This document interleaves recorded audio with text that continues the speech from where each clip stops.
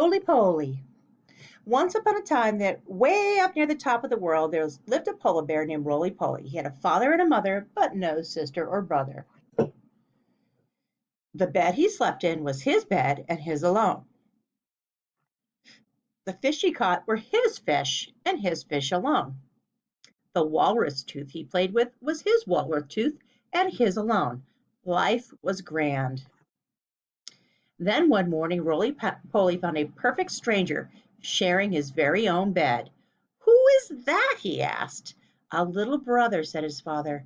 "His name is Monty." "A little brother," said Roly Poly, "but I never asked for a little brother, and I don't want one now." "I know," said his mother, "but I think you will adore him." Roly Poly put his nose in the air and pretended not to hear. Monty tumbled all over him. "Hey," said Roly Poly, "don't do that. I never asked for a little brother, and I don't want one now." He stood up and stormed off. Later, Monty sat on him. "Hey," said Roly Poly, "don't do that. I never asked for a little brother, and I don't want one now." He stood up and stormed off again. "I'm coming too," said Monty. Roly Poly put his nose in the air and pretended not to hear. A little later, Roly Poly caught a fish. He was just about to eat the fish when Monty grabbed it from him.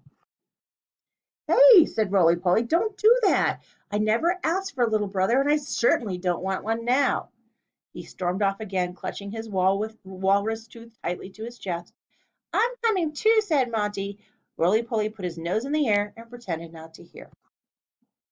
Monty crept up behind Roly Poly and snatched the walrus tooth right out of his paws. "Get lost," said Roly Poly. "Get lost right now."